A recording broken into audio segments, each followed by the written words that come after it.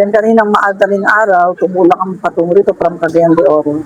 So diretso kami doon sa 7 tribes natin. At pagkagaling doon, dito naman kami. Nagbigay tayo ng mga lingap doon. At well said na ang ating gobernador, LGU, sa sinusuporta sa mga IPs natin. Ang napansin ko, 23 years ago nang galing ako rito para magpalaya ng mga suspected NPAs, nursing mothers, Sinaida Lesis. Ibang-iba ngayon, napakaraming kaunlaran pagbalik ko sa Bukidnon. Sana ipagpatuloy ni Governor ang kanyang magandang mission dito.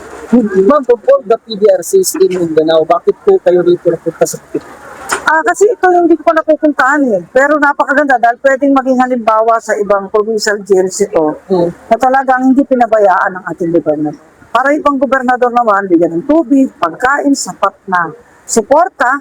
Dahil sila, pag lumabas, naging panatag dito, masaya, lalabas silang masaya at maayos sa ating lipunan. Hindi sila magagalit sa ating lipunan, kundi handang-handang lumabas na rehab, na reform, at handang makisalamuha sa ating lipunan sa labas. Attorney, masasabi ba natin outstanding ang PDRC Bukidnon? Para sa akin, one of the most outstanding ito, at ipapalabas ko sa FB Live ko to sa Biyernes, sa Launa Media, sa aking #pala, para makita ng ating mga LGUs na kung nagagawa ni Governor Roque, kaya din lang. Pero so far sa inyo, attorney, sapat po ba yung bilang ng mga public authorities para matugunan yung pangalaman? Kasi tuloy-tuloy ang pag-create ng branches of court, kulang pa rin. Kaya sana maipagpatuloy ang creation of PAW lawyers position habang nag-create ng branches of court. Naiiwan kasi kami eh. Pero gayon pa man, kahit kulang kami, pinagkakasya pa rin. Pero dati nung bago ako, 25 years ago, 1,000 lang kami. Ngayon, less than 3,000 na. Kaya halos medyo gumagaan ng konti at lumaki na sweldo. At sweldo lang ng PAW lawyer, 7,000 naman. Ngayon, 6 digit na. Kasi 6 digit din ang kliyente kagad po. Kung baka susulitin din talaga ang trabaho. Pero ang ating lower house sa Senate, ay very responsive naman sa pangailangan.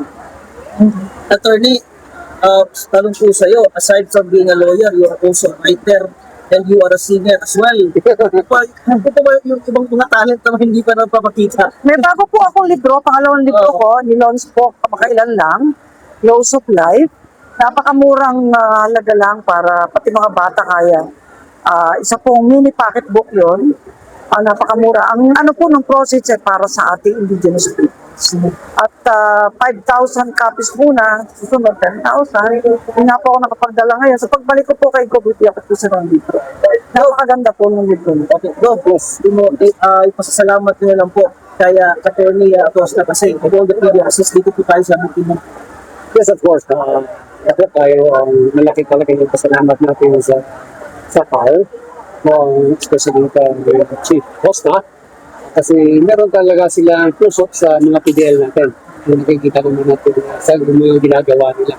So, alam naman natin na marami sa PDL natin, meron mga unjust na nangyayari dyan. So, kailangan talaga ng Public Affairs Office ng support. So, we are happy na ang family ng PAW is ganun. Sa pangunguna ni Atty. Thank you, Gov. Attorney, last na lang po. After dito, meron pa po bang ibang pupuntahan na PDRC? May mga na-schedule pa po. Lalo ngayon, malaki na yung payatas. City jail natin para sa mail, 3,000. At may mga senador na rin na nakakulong doon. May naka-schedule po ako sa 29 para dumalaw doon. So dito sa Mindanao, ito lang po. Meron pa po mga, hindi pa lang definite ang mga dates. Pero ito, 2009 ko pa ginagawa ito. So, kaya ako nagtagal sa pwesto dahil wala po tayong tigil sa paglingap sa nakakailangan sa ating mga inmates. At monthly po, tulong-tulong kami sa DOJ, Bucor, Parol, almost more or less 1,000 lagi po ang napapalaya. At ang acquittal po ng PAW ay daan-daan din. So tuloy-tuloy po ang pagtatrabaho ng appeal lawyers natin at maging sa ating mga court. Talagang wala pong sinasayang na oras, walang iiwanan, walang papapayakan. Saka kinukomment ko po si Bob, masaya po akong uwi bukas, pero magdi-district visitation pa po ako bukas bago lumipad. Kaya wala po tayo sasayang. Attorney, sa loob ng PAW, ano ang mas kailangan natutukan ngayon? Doon ba sa legal aid service po? Itong mga ITs ngayon ng project namin na talagang tutok na tutok kami. So mga ITAS, napuntahan ko na. sa Davao, sa Surigao, sa Butuan. Napuntahan ko na yung mga pamangwa, iba-iba pa, Atis, sa Cebu, sa Luzon, mga ano. Tuloy-tuloy pa rin, marami pang dadalawin kasi nasa 88 tribes yung dapat puntahan, 88 groups.